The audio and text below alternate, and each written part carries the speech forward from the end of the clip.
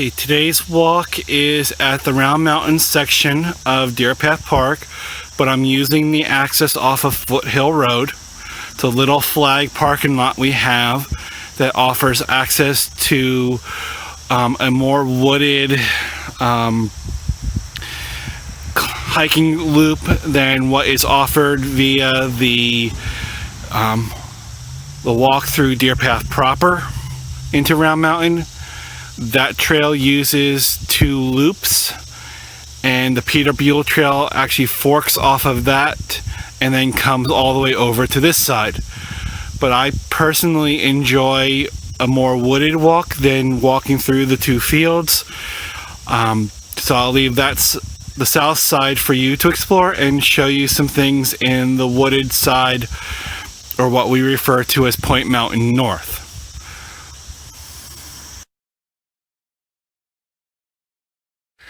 Okay, at the end of the lane off of Foothill Road, you'll find the directory board that access the parking area. You can probably comfortably put 4 cars, 6 if you squeeze some on the sides of the lane going in, but the parking lot is actually over a little babbling creek with culvert pipes, and the creek is always worth a quick scan because it can trap some footprints of the animals here in Round Mountain. Also, again, springtime, some of the amphibians will be along it, and you may never know what you might exactly find when you visit and check out the area here at Round Mountain. I will point out also that when you come here, please do make sure that you have map in hand. There are old farm lanes up on top of the ridge. We do tie in with the Reddington Township trail systems out to Dobuzinski and Bowman Stickney. And some lanes, while they're not used, look like trails and aren't unmarked. So please make sure, as I said, you have the map and you're following the right color scheme so as you don't get lost up at the park. We're going to head up the Peterbilt Trail and do a loop out across the Red Trail and then back down today. Again, I chose the Foothill roadside because for me it's the more relaxing scenic walk in the sense of being out amongst nature.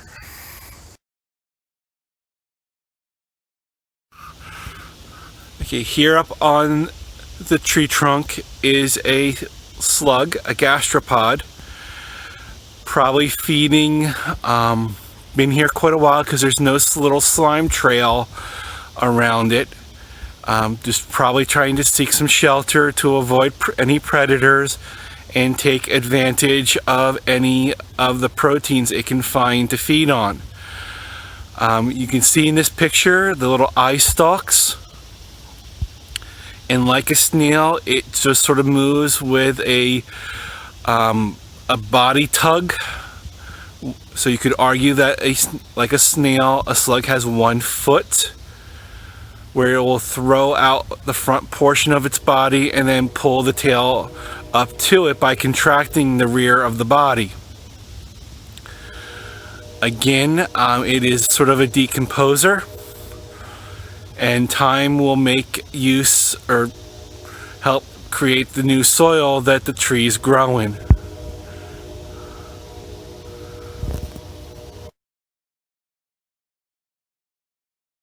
Like at the hike on Musconetcong Mountain this time of year, there are various mushrooms, fungus popping up in Round Mountain. This one here, I believe, is the chantel. Even though it's said to be an edible mushroom, unless you are 200% certain about it, treat all fungus mushrooms as if they're poisonous, because many of them do have lookalikes. And just as a gentle reminder again, the part that we see exposed is the reproductive side of the mushroom, and it has the gills that create the spores and all, or will release the spores through that structure. And in the hobbying of mushroom gathering, by removing these parts of the mushroom, since they are so nominal to the root structure of the material, it actually does not hurt them. As long as the roots aren't damaged, these mushrooms will continue to grow back in the following years. So again, that's why people will gather and collect mushrooms. But again, please remember, in county parks, technically the act is not permitted, because again, it's taking a food source from the wildlife. Don't know if I've done this plant on a past walk, so I'm going to potentially repeat it. But this is a invasive that is naturalized. It's not as aggressive as many of the other invasives. People often ask about it when they see it because it has such a unique stem. And right now it probably looks just like a tangled mass to you, but this is actually called winged Awonomous. And if I can get a stem in focus, you'll notice where the name winged comes from.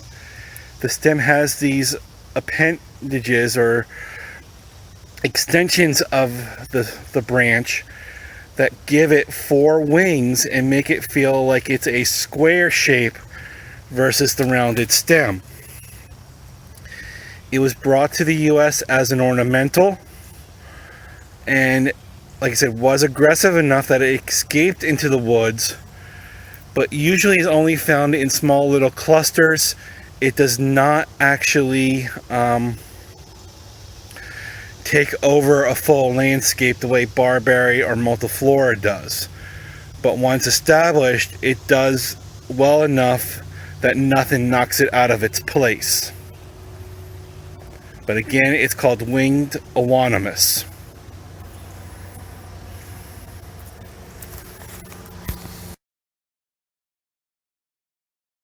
Okay, what's in front of me is a young black oak tree, but what I'm trying to show you is actually not the species. If you look here at the leading stem, you'll see that it's actually kind of been snipped and it's not a clean edge. And I think I just snapped it again. But what's happened here is this is deer browse. Deer do not have upper incisors, so when they actually cut and snip the vegetation that they're eating, it creates an uneven edge, and the fresh growth at the tips of branches or the fresh buds is where most of the sugars are for the deer, and that's what they snip. So this is stunting the tree and taking away a year or two's projected growth on the small sapling as it's trying to grow up in the forest stand. Now this does not kill the tree, because over here you can see some of the other buds that the deer didn't take, and the one here in the center is probably going to be the extension of this branch, so it will cause a distortion of shape by the deer damage, but the tree can hopefully adapt and create a new lead shoot to be the growth and projected height of the tree. Okay, but again, deer do have a major effect on the environment, and on northern slopes where regeneration is a bit slower, their grazing damage can be exaggerated a bit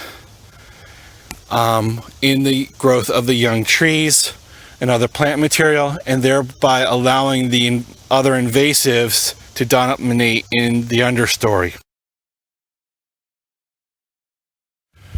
One of the plants in the ground layer of Round Mountain is this one here. If you look at it, and I know the whole leaves are been holed by insect damage, it might make you think of one of two things. One, it might make you think poison ivy, but this is not a shape poison ivy can take. It actually has a stalk. The other would be box elder, which is a type of maple. But this is actually a member of the Caprifoliaceae family, which is, I might have cited, if you remember, with the black haw, which is the largest member and more of a understory tree. But like maple, it is a opposite structure. All members of the Caprifoliaceae are, and this is one leaf to either side. Okay, this leaflet here that I'm trying to trace out shows 5. And because it kind of looks like the box elder leaf or the black maple leaf, this is actually called maple leaf viburnum. Viburnums are, as I said, a member of Caprifoliaceae, and all members of the viburnums will show the opposite branching structure. So this is not actually a young tree. This is about as tall as they get, which is about 2.5 feet. Okay, this is one of the old stone walls that can be found up on Round Mountain. Until recently, there were 2 inholdings up here. The township of Redington was finally able to acquire them. So the complete top of Round Mountain is now actually a preserve between Hunterdon County and the township. But it's because of these inholdings that there are still some old logging roads up here that are not absorbed into the township's or the county's trail system, since we are combined, that can cause a hiker to be confused when hiking up here without the map. So again, please, when you visit, bring a map up here, or use your cell phones with a map displayed so that you stay on the posted trails until the township or the county can fully GPS and mark those unmarked logging roads and incorporate them into a trail system.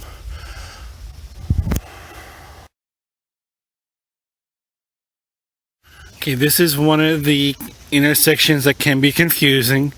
This is the red trail where I just came out of. When I come out of it, on top of the ridge, to my right will be the white trail for Redington Township. This intersection and the one I'm about to turn left on are actually the orange trail, and it makes a sort of a hard 160 here.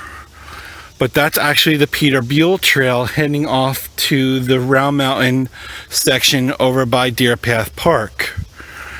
It's one of the reasons why the marker here is doubled, to show that it's a sharp turn so hikers don't ignore it. So again, having the map and being aware of the turns can be key up here. The white trail for Redington Township, I believe, was coming from the Stanton area and heading over towards Bowman Stickney after doing a loop up here. And then off of that white trail, there's a yellow trail that I believe is what you would take to go to the Dobazinski farm. Between the township and the county, there's easily over 6 to 8 miles of trails up here on the mountain, with the extensions out to Dobazinski and Bowman Stickney. More if you want to include Deer Path Park proper in the estimates. But again, the big intersection up here is where the red hits the orange, and we'll be doing the stem of the Peterbilt, the orange trail, back to the parking lot. Okay, I'm looking at an old white oak, I believe. But as you can see, it has many of these little growths areas on the tree. These were probably caused by insect damage, and I'll explain that in a section. But these areas are wounds, which we call cankers, abnormal growths on a tree. They can be created by multiple reasons: a branch breaking off at the trunk, insect damage, some other type of scarring that might have occurred on the tree. And then it grows a growth over the area, the same way we grow a scab over a cut, and tries to close off the wound so nothing foreign can invade the internal area of the tree. But one of the things that's happening here, if you can see these little stems coming out, is this has remained active, and the tree has grown little branches out of this growth. Some of these areas can become extreme with branches because they're all growing at the same time and creates a convoluted mess in the tree. And when you see those structures, they're often referred to as witch's broom. But it's just a reaction to the wound and the canker that has formed.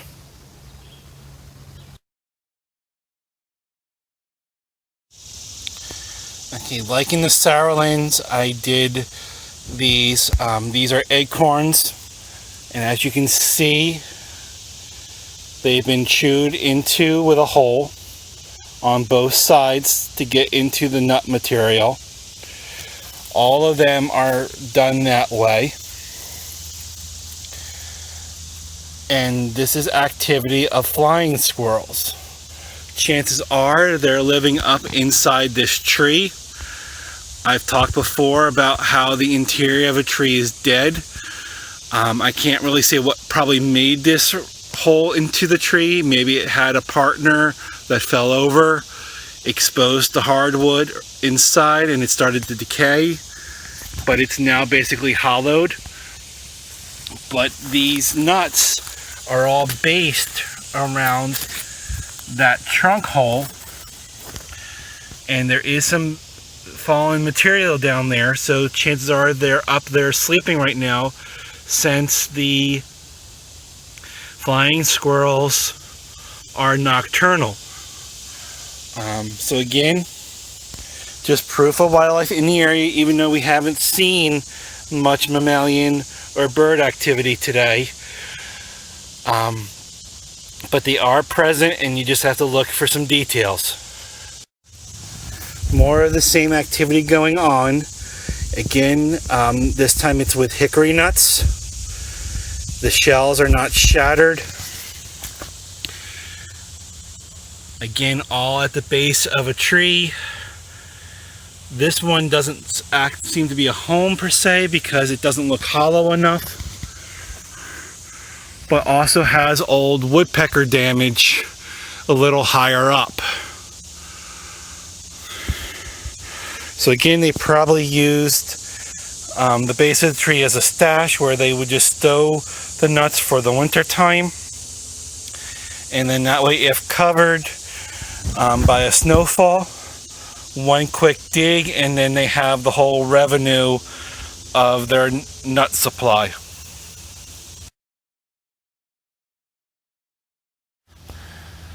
Okay, this is a test shot for you.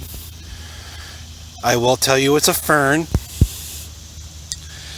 It was reviewed in the Mickwin Woods walk, where I did about 4 to 5 ferns that day. The key characteristic here is the shape of the fronds and the color of the stem of the fronds being very dark, and that it's not the classic fern shape. If you haven't made a guess by now, or if you had, hopefully you've been coming up with the Maidenhair Fern. And that is what this fern is. Again, There's actually a bunch of them in the given area. And ferns grow by a rhizome, which is a long underground root structure that sends many shoots to the surface. And where those shoots come out and expose themselves are where the fronds will be made. So even though there's about 10 to 15 fronds here, they're all one plant.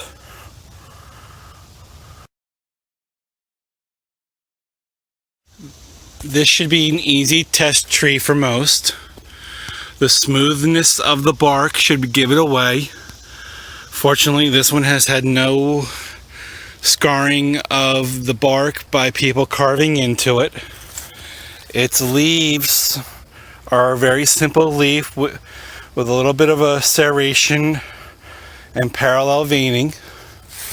What I'm not seeing on this example are any good buds to show you, but they're long, narrow, like almost a pine cone image. And again, if you haven't made the guess, one more look of the bark, but this is the beech tree. Trees on our ridges here at Round Mountain parallel many of the other park ridge lines or mountains that we have.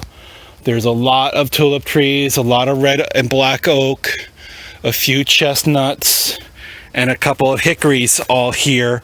So again, if you've watched the other videos, you should be able to identify most of the trees when you take a walk through this park.